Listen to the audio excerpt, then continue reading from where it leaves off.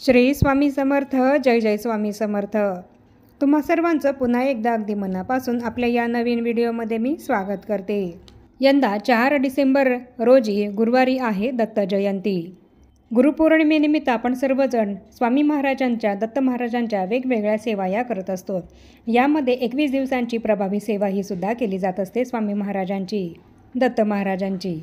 तर आपल्याला आजपासून म्हणजे 13 तारखेपासून ते 4 डिसेंबरपर्यंत दत्त जयंतीपर्यंत 21 दिवसांची स्वामी समर्थ महाराजांची कोणती प्रभावी सेवा करायची आहे आणि कशी करायची आहे याबद्दलची माहिती देणारा व्हिडिओ चॅनलवर आहे. आणि तुम्हालाही जर गुरुचरित्र पारायण हे काही कारणास्तव करता येत नसेल तर तुम्ही स्वामी समर्थ महाराजांची 21 दिवसांची प्रभावी सेवा करा. आणि ही सेवा कशी करायची आहे, त्याचे नियम अटी काय आहेत, ही माहिती जाणून घेण्यासाठी माझ्या चॅनलवर जो मी व्हिडिओ अपलोड केलेला आहे तर तो व्हिडिओ तुम्ही संपूर्णपणे बघा आणि सांगितल्याप्रमाणे स्वामी महाराजांची 21 दिवसांची प्रभावी सेवा करा. यामुळे तुम्हाला स्वामी महाराजांची कृपा प्राप्त होईल. आपण सर्वजण आपापल्या परीने स्वामी महाराजांची, दत्त महाराजांची सेवाही करत असतो. यामध्ये कोणी 21 दिवसांची प्रभावी सेवा करतो तर कोणी गुरुचरित्र या ग्रंथाचं पारायण करत असतो. पण आपल्यापैकी बऱ्याच जणांना जॉबमुळे किंवा इतर काही कारणांमुळे गुरुचरित्र ग्रंथाचं पारायण करायला जमत नाही किंवा स्वामी महाराजांची 21 दिवसांची प्रभावी सेवा करायला सुद्धा वेळ मिळत नाही. इच्छा असून सुद्धा बऱ्याच जणांना गुरुचरित्र पारायण हे करता येत नाही किंवा 21 दिवसांची स्वामी महाराजांची सेवासुद्धा करता येत नाही. आणि गुरुचरित्र पारायण करताना त्याचे नियम हे कडक आहेत आणि काही जणांना हे नियम पाळणंसुद्धा शक्य होत नाही. मनामध्ये खूप इच्छा असूनसुद्धा वेळेअभावी, जॉबमुळे किंवा इतर काही कारणांमुळे गुरुचरित्राचं पारायण हे करता येत नाही. मग अशा वेळेस अशा व्यक्तींनी, अशा स्वामी सेवेकऱ्यांनी काय करायचं आहे, आपल्या स्वामी महाराजांची, दत्त महाराजांची कोणती प्रभावी सेवा करायची आहे जेणेकरून आपल्याला स्वामी महाराजांची, दत्त महाराजांची कृपा प्राप्त होईल आणि दत्त जयंती निमित्तानं काहीतरी स्वामी महाराजांची, दत्त महाराजांची सेवा केल्याची फलप्राप्ती ही आपल्याला मिळेल आणि आपल्या मनाला समाधान लाभेल. तर अशी कोणती प्रभावी सेवा आपण या 21 दिवसांच्या सेवेमध्ये किंवा 11 दिवसांच्या सेवेमध्ये किंवा 7 दिवसांच्या सेवेमध्ये करू शकतो याबद्दलचीच संपूर्ण महत्त्वाची माहिती मी तुम्हाला आपल्या आजच्या या व्हिडिओमध्ये सांगणार आहे. अशी एक प्रभावी सेवा आहे. ही सेवा केल्याने सुद्धा तुम्हाला दत्तकृपा ही नक्की प्राप्त होईल. तर ही सेवा कोणती आहे आणि ही सेवा आपल्याला कशी करायची आहे हे जाणून घेण्यासाठी तुम्ही हा व्हिडिओ शेवटपर्यंत नक्की बघा. म्हणजे तुमच्या हातून काही ना काहीतरी स्वामी महाराजांची, दत्त महाराजांची सेवा दत्त जयंती निमित्तानं घडेल. या व्हिडिओमध्ये सांगितल्याप्रमाणे तुम्ही जर ही सेवा केली तर तुम्हाला सुद्धा पुण्यप्राप्ती होईल आणि म्हणूनच व्हिडिओ शेवटपर्यंत नक्की बघा. तर ज्या सेवेकऱ्यांना दत्त जयंती निमित्तानं गुरुचरित्राचं पारायण हे करता येत नाही, जॉबमुळे म्हणा किंवा इतर काही कारणांमुळे गुरुचरित्राचं पारायण करणं हे शक्य होत नसेल तर मग अशा सेवेकऱ्यांनी आपल्या दिवसभरातून 5 ते 7 मिनिटांचा वेळ काढायचा आहे आणि ही प्रभावी सेवा करायची आहे, ज्यामुळे आपल्याला गुरुचरित्र पारायण केल्याचंच पुण्यफळ प्राप्त होईल. पण ज्या सेवेकऱ्यांना गुरुचरित्र पारायण करणं शक्य आहे आणि वेळसुद्धा आहे तर अशा सेवेकऱ्यांनी गुरुचरित्राचंच पारायण हे करायचं आहे. पण ज्यांना खरोखरच गुरुचरित्राचं पारायण करण्यासाठी वेळ नाही तर त्यांनी दिवसभरातून 5 ते 7 मिनिटं काढायचे आहेत आणि ही प्रभावी सेवा करायची आहे. गुरुचरित्र हा ग्रंथ 5वा वेद मानला जातो आणि या ग्रंथाचं पारायण केल्यामुळे आपल्या आयुष्यामध्ये ज्या काही अडचणी असतात, ज्या काही समस्या असतात तर त्या सर्व समस्या दूर होत असतात. गुरुचरित्र या ग्रंथाचं पारायण केल्यामुळे ज्या संकटातून बाहेर निघण्याचा मार्ग आपल्याला दिसत नसतो तर त्या संकटातून बाहेर निघण्याचा मार्ग स्वतः आपले गुरु, आपले स्वामी महाराज, दत्त महाराज आपल्याला दाखवत असतात. या ग्रंथाचं पारायण आपण जर केलं तर आपण दुःखमुक्त होत असतो. गुरुचरित्र या ग्रंथाचं पारायण जर आपण आपल्या घरामध्ये केलं तर आपल्या घरातला वास्तुदोष, नकारात्मकताही दूर होते आणि आपल्या घरात आनंद, चैतन्य आणि प्रसन्नताही निर्माण होते. गुरुचरित्र या ग्रंथाचं पारायण केल्याने आपल्या जीवनामध्ये खूप मोठमोठे बदल होत असतात. अनंत असे फायदे आपल्याला होत असतात. पण जर खरोखर तुम्हाला गुरुचरित्र या ग्रंथाचं पारायण करणं शक्य नसेल तर गुरुचरित्रातील एकच अध्यायाचं पठण तुम्ही दत्त जयंती निमित्तानं करायचं आहे. आणि गुरुचरित्रातील या एकाच अध्यायाचे पठणसुद्धा तुम्ही 21 दिवसांच्या, 11 दिवसांच्या सेवेमध्ये संकल्पयुक्तसुद्धा करू शकतात. किंवा मग तुम्हाला जर ही सेवा संकल्प न करता सुद्धा करायची असेल तर तुम्ही ती तशी सुद्धा करू शकतात. ही सेवा जर तुम्हाला 21 दिवसांच्या सेवेमध्ये करायची असेल तर ही सेवा तुम्हाला आजपासूनच सुरू करायची आहे. अगदी आज संध्याकाळी सुद्धा तुम्ही या सेवेला सुरुवात केली तरी सुद्धा चालेल. गुरुचरित्र या ग्रंथाचं पारायण केल्याने खडतर पितृदोष हा आपला दूर होत असतो. पितृदोष किंवा वास्तुदोष दूर व्हावा यासाठी जर तुम्ही गुरुचरित्र या ग्रंथाचं पारायण केलं तर यामुळे तुमच्या या सर्व समस्या नक्कीच दूर होत असतात.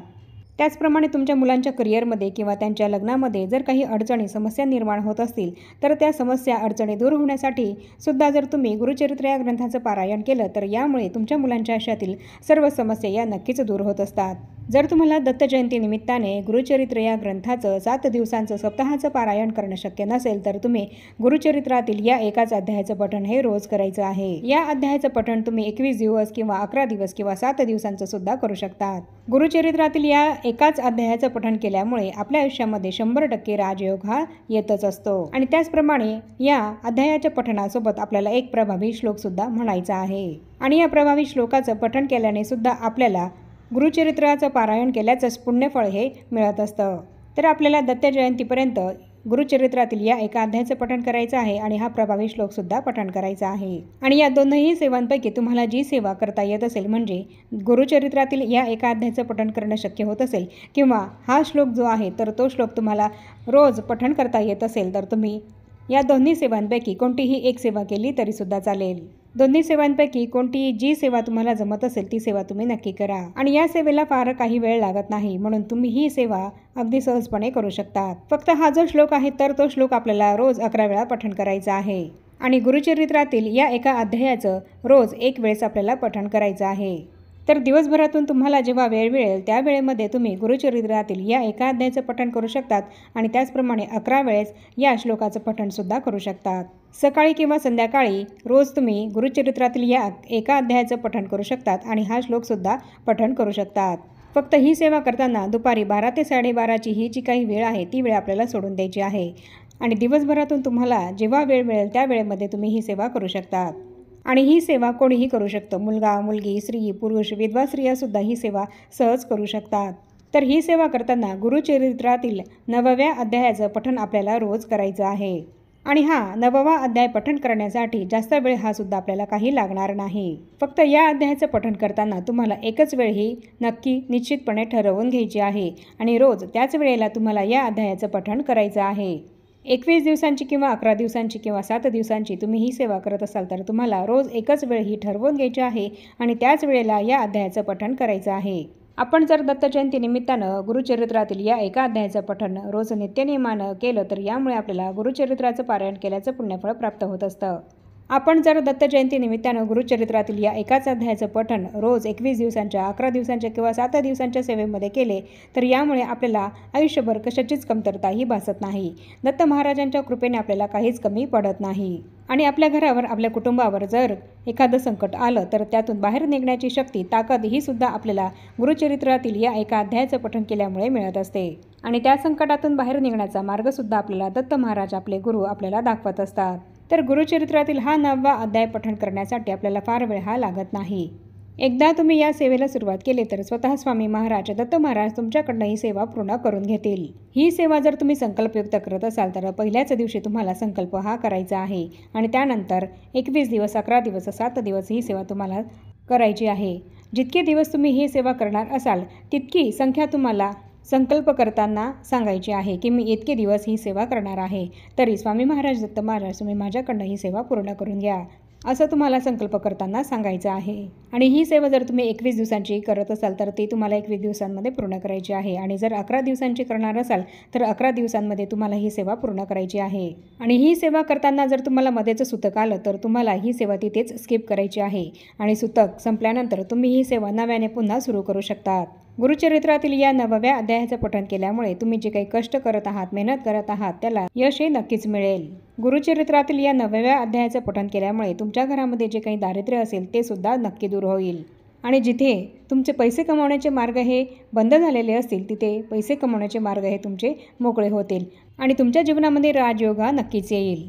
गुरुचरित्रातील या 9व्या अध्यायामध्ये एका धोब्याला दत्त महाराजांनी असा आशीर्वाद दिलेला आहे की तुला पुढच्या जन्मी राजयोग हा मिळेल, तुला पुढच्या जन्मी राजयोग हा प्राप्त होईल. आणि त्याचप्रमाणे त्या धोप्याला पुढच्या जन्मी दत्त महाराजांनी दिलेल्या आशीर्वादाप्रमाणेच राजयोग हा प्राप्त झालेला आहे. त्या धोब्याचे दारिद्र्य पूर्णपणे जाऊन दत्त महाराजांनी त्या धोब्याला कशा प्रकारे राजयोगाचा आशीर्वाद देऊन राजयोग हा प्राप्त करून दिलेला आहे याचे संपूर्ण वर्णन या गुरुचरित्रातील 9व्या अध्यायामध्ये केलेले आहे. तर आपण सुद्धा दत्त जयंती निमित्ताने गुरुचरित्रातील या एकाच 9व्या अध्यायाचे पठण 21 दिवसांच्या, 11 दिवसांच्या किंवा 7 दिवसांच्या सेवेमध्ये केले तर यामुळे आपले दारिद्र्य हे सुद्धा पूर्णपणे नष्ट होईल आणि आपल्याला सुद्धा सुख समृद्धी आणि लक्ष्मीची प्राप्ती होईल। त्या धोब्याप्रमाणेच आपल्याला सुद्धा सुख समृद्धीकारक आयुष्य हे प्राप्त होईल। तर असे हे महत्त्व गुरुचरित्रातील 9व्या अध्यायाचे आहे। आणि म्हणूनच तुम्ही सुद्धा जर खूप संकटांनी घेरलेले असाल, खूपच दारिद्र्याने तुम्ही जर ग्रासलेले असाल आणि खूप मेहनत कष्ट करून सुद्धा तुम्हाला अपेक्षित यशप्राप्ती होत नसेल आणि अपेक्षित धनप्राप्ती ही सुद्धा जर तुम्हाला होत नसेल तर तुम्ही गुरुचरित्रातील या 9व्या अध्यायाचे पठण दत्त जयंती निमित्तानं नक्की करा। दत्त जयंती निमित्ताने तुम्ही गुरुचरित्रातील या अध्यायाचं पठण केलं तर यामुळे तुमच्या ज्या काही इच्छा आहेत त्या पूर्ण होतील, तुमच्या आयुष्यातल्या सर्व समस्या दूर होतील, तुम्हाला यशप्राप्ती होईल आणि अपेक्षित धनप्राप्ती सुद्धा तुम्हाला यामुळे नक्की प्राप्त होईल। पण जर तुम्हाला गुरुचरित्रातील या 9व्या अध्यायाचे पठण करणं सुद्धा जर शक्य होत नसेल तर मग तुम्ही या एकाच श्लोकाचे पठण करायचे आहे आणि या एकाच श्लोकाचे पठण आपल्याला रोज 11 वेळा करायचे आहे। आणि हा श्लोक आहे ते म्हणजेच एक श्लोकी गुरुचरित्र। या एकाच श्लोकाचे पठण केल्याने सुद्धा संपूर्ण गुरुचरित्राचे पारायण केल्याचे पुण्य आपल्याला मिळत असते आणि हा श्लोक आपल्याला पूर्ण श्रद्धेने, भक्तिभावाने आणि पूर्ण विश्वासाने म्हणायचा आहे। आणि हा श्लोक असा आहे तो म्हणजेच दत्ताचा अवतार झाला कलियुगी श्री पिठापुरी, त्यामागे दुसरा नृसिंह सरस्वती, कारंजा ग्रामांतरी, तीर्थे हिंडत पातला भिल्लुवडीची संगमा, तेथू निमट गाणगापुरे, वसेवारी दिनांचे श्रमा। तर असा हा एक श्लोकी गुरुचरित्राचा श्लोक आहे आणि असा हा श्लोक आपल्याला रोज 11 वेळा पठण करायचा आहे। हा श्लोक मी तुम्हाला खाली डिस्क्रिप्शनमध्ये लिहून देत आहे, तिथे पाहून तुम्ही तो म्हणू शकतात। या एकाच श्लोकामध्ये संपूर्ण गुरुचरित्राच्या पारायणाचा सार हा दिलेला आहे, त्यामुळे हा एकच श्लोक जरी आपण रोज 11 वेळा म्हटला तर आपल्याला गुरुचरित्राचं पारायण हे केल्याचं पुण्य मिळेल। पण फक्त या सेवा करत असताना आपल्याला चुकूनही मांसाहार हा करायचा नाहीये। आणि या सेवा सुरू करत असताना तुमच्या घराजवळ स्वामी महाराजांचं केंद्र असेल तर तिथे जाऊन तुम्हाला स्वामी महाराजांना नारळ, खडीसाखर ठेवायची आहे आणि त्यांना विनंती करायची आहे की अशी ही सेवा मी करणार आहे, तरी तुम्ही ही सेवा माझ्याकडनं पूर्ण करून घ्यावी। आणि तसंच तुमची जी कुठली इच्छा असेल, मनोकामना असेल ती सुद्धा तुम्हाला यावेळी सांगायची आहे आणि ती पूर्ण होण्यासाठी सुद्धा विनंती करायची आहे। आणि मग तुम्ही या सेवेला सुरुवात करायची आहे। आणि तुमच्या घराजवळ जर स्वामी महाराजांचं केंद्र नसेल तर आपल्या घरामध्ये स्वामी महाराजांचा फोटो असतो, तर तिथे फोटोसमोर तुम्ही नारळ आणि खडीसाखर ठेवून स्वामी महाराजांना विनंती करून ही सेवा सुरू केली तरी सुद्धा चालेल। आणि ही सेवा करत असताना कुठलीही पूजेची मांडणी करण्याची आपल्याला काहीच गरज नाही। ही सेवा केल्याने अनेकांना खूप छान अनुभव हे आलेले आहेत, त्यामुळे तुम्हाला सुद्धा ही सेवा केल्याने ज्वलंत अनुभव हे नक्कीच येतील। तुमच्या आयुष्यातून सुद्धा सकारात्मक आणि परिणामकारक हे बदल हे नक्कीच घडून येतील। आणि म्हणून तुम्ही सुद्धा ही सेवा नक्की सुरू करून बघा, 100% तुम्हाला या सेवेची प्रचिती नक्कीच येईल। अतिशय प्रभावी अशी सेवा आहे, म्हणून ही सेवा तुम्ही आवर्जून करा। गुरुचरित्राचं पारायण करणं शक्य नसेल तर ही अगदी साधी सोपी सेवा तुम्ही नक्की करून बघा। या सेवेने दारिद्र्य जाऊन तुमच्या घरामध्ये सुख, शांती, समृद्धी ही अखंड नांदेल, म्हणून ही सेवा आवर्जून करा। आणि आता या छोट्याशा माहितीसह आपण आपला आजचा हा व्हिडिओ इथेच थांबवूया। चॅनलवर जर तुम्ही पहिल्यांदाच आला असाल तर चॅनलला जरूर सबस्क्राईब करा आणि या व्हिडिओला जास्तीत जास्त लाईक आणि शेअरसुद्धा नक्की करा। आणि भेटूया पुन्हा अशाच नवीन एका माहितीपूर्ण आणि महत्त्वपूर्ण व्हिडिओसोबत। तोपर्यंत सर्वांना श्री स्वामी समर्थ।